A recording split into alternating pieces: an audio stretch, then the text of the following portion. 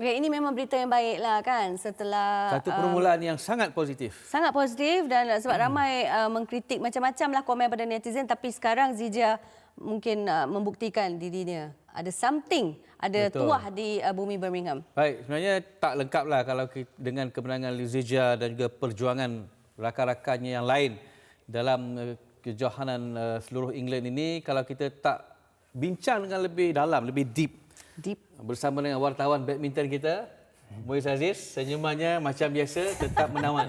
Assalamualaikum. Waalaikumsalam. Saya belajar senyuman ini daripada Abah. Alhamdulillah. Muiz, apa yang Muiz boleh mungkin daripada pengamatan Muiz boleh kongsi tentang mungkin body language atau vibe Zija daripada kemenangannya tadi?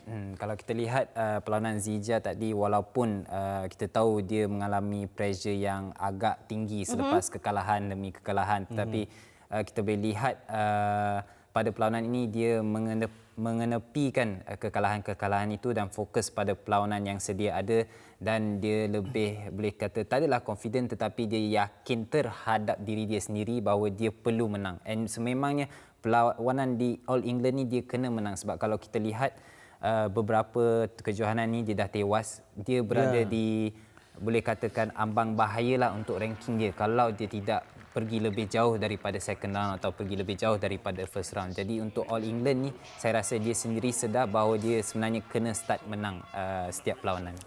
Dia nampak macam tidak terkesan dengan cerita-cerita di luar gelanggang, cerita-cerita orang yang menyebut tentang prestasinya sudah semakin tak menentu. Nampaknya anasir itu tidak mengganggu tumpuan Zija di seluruh England. Muiz?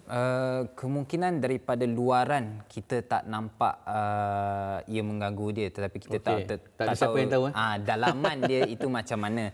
Tetapi itulah hakikatnya bila kita menjadi nombor satu negara atau nombor satu di mana-mana negara lah. Kita itu kenapa orang selalu cakap adakah pemain kita boleh handle that pressure, sebab apa sahaja mereka buat, menang atau kalah, sentiasa akan ada kritik lah, sebab tidak mampu untuk kita memuaskan hati semua orang. Betul. So disebabkan itu, jika dia mampu kawal tekanan itu, dia mampu pergi lebih jauh lah. Harap dia mampulah sampai ke suku akhir, separuh akhir, insya-Allah lah untuk kejohanan Dan ini. kita dia pun dah ada dalam program RTG kan, Yes, betul. Jadi saya harap ini akan melonjakkan lagi prestasi beliau lah kan.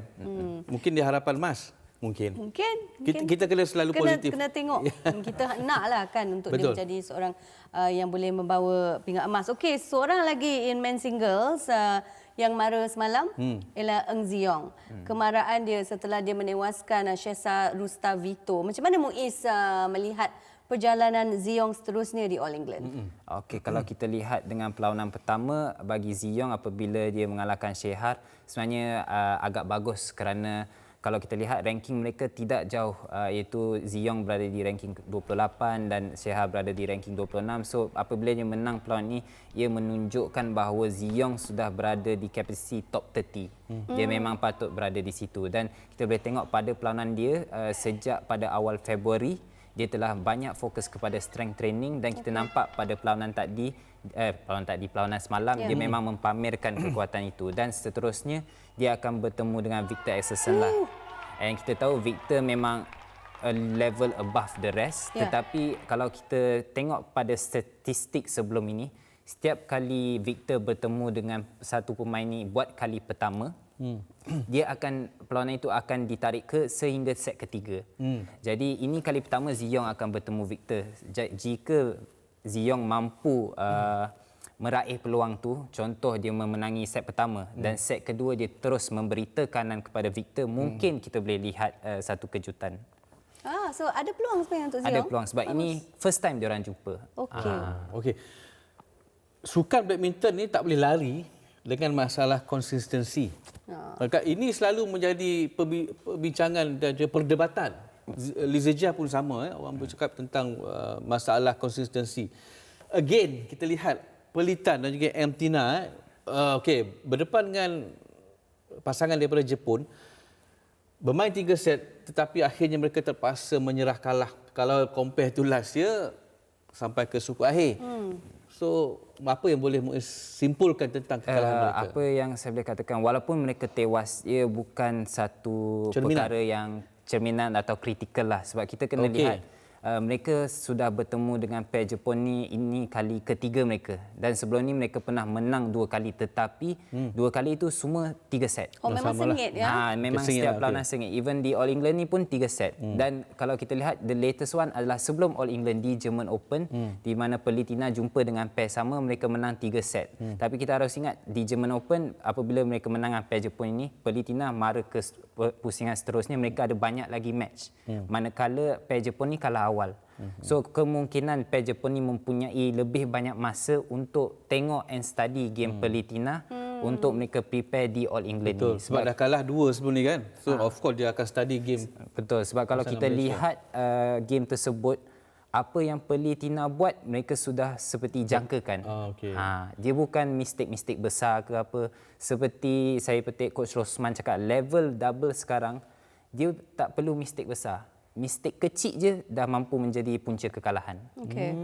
Sebab level tu memang semua sangat rapat. Wow. Sayang sebab diorang jumpa pada pusingan pertama. Dan Ya. Sebab on paper, kalau kita tengok macam Muiz cakap, kalau kita tengok rekod pun pertemuan mereka di French Open, di German Open, kedua-dua kita menang. Tapi bila main di All England ni, macam Muiz, saya setuju apabila the small mistake itulah. Betul. Kadang-kadang itu yang akan menyekat kemarahan seterusnya dan kita kalah. Sayang sekali lah untuk pasangan ini. sayang sangat sebab itu memang antara potensial jugalah di skor Olimpik nanti. Ya. Ini nak tanya juga, mengapa Jin Wei tarik diri dari set ketiga pusingan pertama apabila dalam pertemuan dengan Yvonne Lee? Kalau kita lihat untuk Jin Wei, kita tahu selama ini dia mempunyai kecederaan di bahagian perut dia yang surgery. Kecederaan itu sebenarnya tidak pernah sembuh 100%. Dia sentiasa, yang pembedahan tu ya? Yes, dia sentiasa bermain dengan kecederaan itu. Sebab itu kalau kita lihat dia bermain, dia seperti bila masuk set kedua, hujung-hujung atau masuk ke set ketiga, dia dah start seperti tak larat, tak boleh nafas. Maksudnya kecederaan itu dah start, dia macam act up balik. Dan kalau kita lihat sebenarnya bila dia bertemu dengan Yvonne Lee ni, dia menang 2 perlawanan sebelum ni straight set. Dan kalau kita lihat pada perlawanan tersebut, di set kedua dia kalah 22-20. Maksudnya pada set kedua tu dia sebenarnya nak menang second set sebab mungkin dia sendiri tahu bahawa jika perlawanan tersebut ditarik ke set ketiga, dia tak boleh tahan dah. Sebab bila dia retire tu, dia bukan jalan keluar court. Dia terpaksa diusung naik wheelchair. Jadi saya rasa dia sendiri tahu bahawa kecederaan tu dia bukan berada di tahap yang 100%. Endurance Jin Wei memang terganggu ya selepas pembedahan tu. Sebab dia sendiri cakap dia before game, tak silap saya 8 jam dia tak boleh makan. Kalau dia makan nanti dia akan start sakit dan dia kena muntah. Tempoh hari setiap kali nak main kena dia banyak berpuasa. 8 jam semua game tak boleh makan. 8 ke 6 jam ada dia pernah bagi tahu dia. Dia memang setiap kali tournament dia berpuasa. Dia hanya makan selepas game. Okey. Maknanya sains sukan kena banyak bantu dia ni untuk dia beraksi cemerlang untuk event yang seterusnya. Okey, baik. Mixed double. Chen Tangji dan Iwi. Kalau kita tengok dia kalah dengan pasangan Jepun ni sangat perlawanan yang sangat sengit. Main 3 set, mereka kalah 19-21, lepas tu menang 24-22, kalah 17-21. Maknanya dia sengit. Kalau kita nak tengok compare ranking, sedikit jauh lah. Jadi apakah sebenarnya boleh dijadikan sebagai satu permulaan yang baik untuk mereka selepas ini di All England akan bangkit? Saya rasa bagi Chen Tangji, Tok Iwe, mereka sebenarnya mempunyai form yang bagus. Sebab kalau kita tengok walaupun mereka pair baru, di Malaysia Open mereka sampai skuad akhir. Di Iran IC mereka champion.